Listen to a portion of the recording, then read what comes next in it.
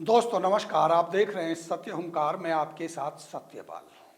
भारत की राष्ट्रीय राजधानी से 0 किलोमीटर दूर तिगांव विधानसभा के शहरी गांव बसंतपुर सेहतपुर सराय की बात हो या सिलम जैसी बसी कॉलोनियों सेक्टर सोसाइटी और अन्य देहाती गांवों की, बात मूलभूत सुविधाओं की हो या फिर स्मार्ट सिटी के विकास की बात होगी तो बातों का शोर दूर तक सुनाई देना चाहिए, ताकि बातों का कम ही सही कम से कम कुछ तो असर हो।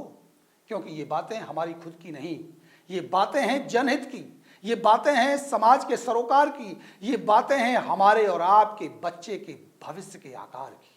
बस आप अपना योगदान दीजिए, जनहित में इस वीडियो को शेयर कीजिए, हमारे चैनल को लाइक और फॉलो कर लीजिए। आज से 30 साल पहले ये क्षेत्र बसने लगा। दूर दराज से अपने जीवन यापन के लिए अन्य प्रदेशों से लोग यहाँ आए, इस उम्मीद और भरोसे के साथ कि मानव अधिकारों के तहत मूलभूत सुविधाओं के साथ उन्हें यहाँ रहने का हक मिलेगा। शुरुआती दौर था, मांगे आने लगी, आप आए तो आपकी वोट आई, राजनीतिक पार्टियां और नेता भी आए तो वादे और इरादे भी आए, फिर आरोप और प्रत्यारोपों का सिलसिला भी आ ही गया। उसके बाद बदलाव की बात भी होने लगी, क्योंकि यहाँ विकास तो दूर, मूलभूत सुविधाएं भी नहीं मिल सकी। इसी निराशा के बीच 2014 में बड़ी उम्मीद के साथ देश और प्रदेश में भाजपा की सरकार इस जनता ने बना दी। दुर्भाग्य ये रहा कि तिगांव के विधायक कांग्रेसी बन गए। मूलभूत सुविधाओं से वंचित इस क्षेत्र के लोगों ने और 5 साल तक इंतजार किया और ये डायलॉग सुनते रहे कि मेरी सरकार नहीं है, वरना मैं इस क्षेत्र को चमन बना देता।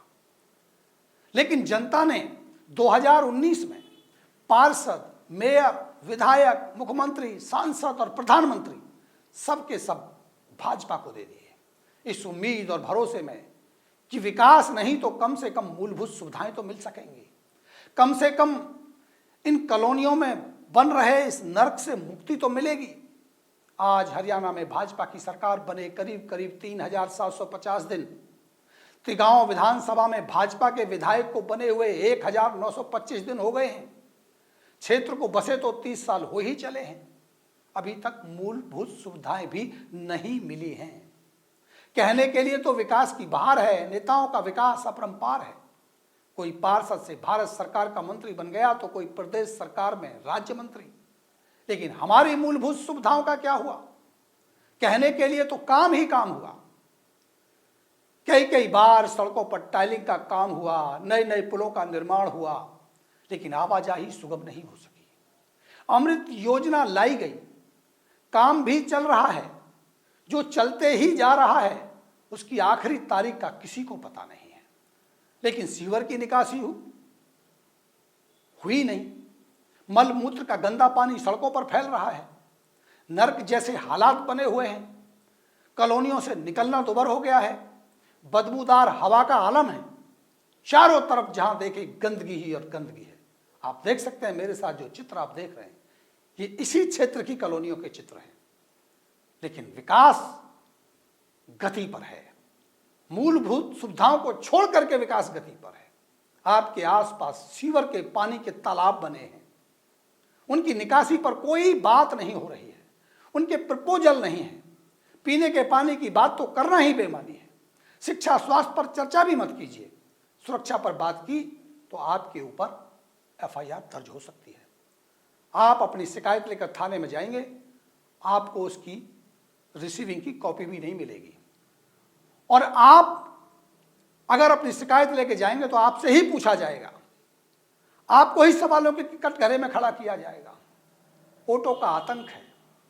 अपने जनप्रतिनिधियों से सवाल पूछिए तो जवाब के लिए वक्त का अभाव है। जनता की सेवा में वो इतने व्यस्त हैं कि आपके सवाल सुनने और जवाब देने का समय ही नहीं है।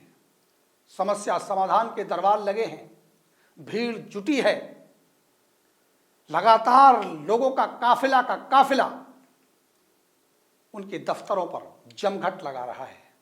उद्घाटन के नारियलों के टूटने की आवाजों ने उनके कानों को बहरा सा बना दिया है। मेहनत कश प्रयास लगातार चल रहे हैं, कोशिशें जारी हैं, विकास के लिए नहीं, मानव अधिकारों के तहत मूलभूत सुविधाओं के लिए। क्योंकि आप समझ सकते हैं, मूलभूत सुविधा सबसे पहले जरूरी है, क्योंकि मानव अधिकार है, इसके बाद विकास की बात होती है। विकास की परिभाषा ही अलग है, लेकिन यहां तो विकास ही मूलभूत सुविधाओं को समझ लिया गया है, मूलभूत सुविधाओं को ही विकास समझ लिया गया है। कौन को फुर्सत, किसको फुर्सत की मूलभूत सुविधाओं का मतलब क्या है, विकास का मतलब क्या है, इस पहेली को सुलझाए।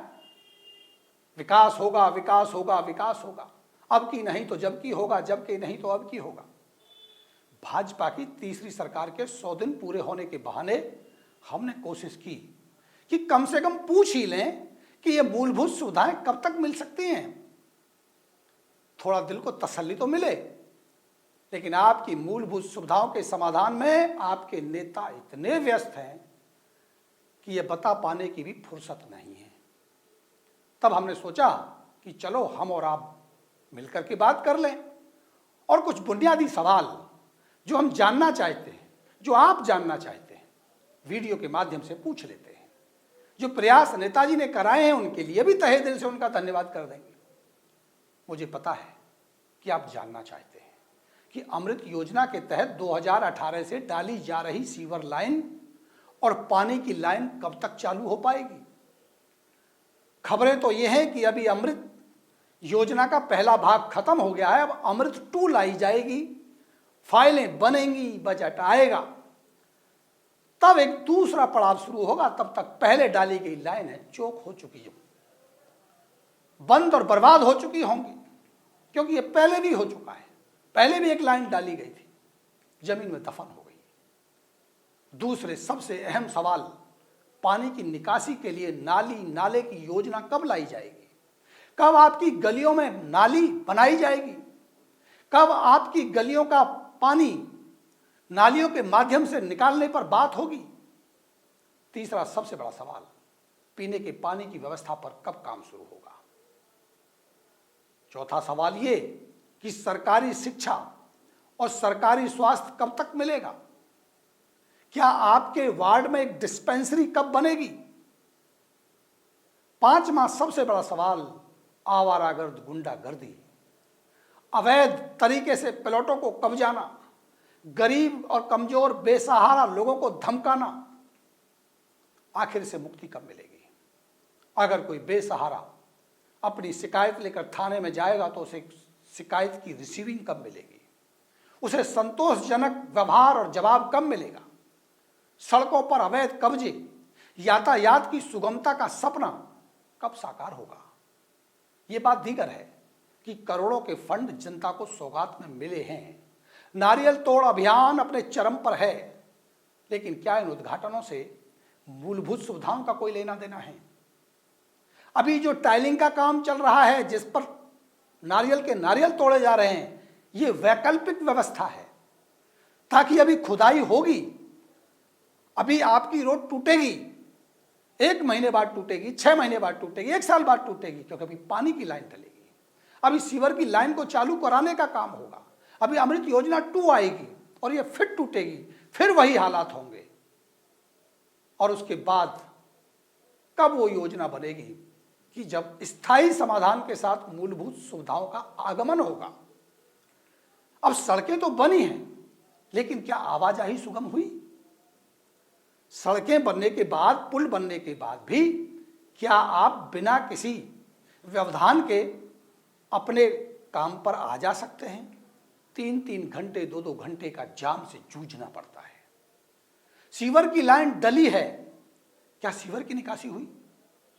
गलियों में टाइलिंग का काम चल रहा है, क्या गलियों के रास्ते आवाजाही के अनुकूल बने।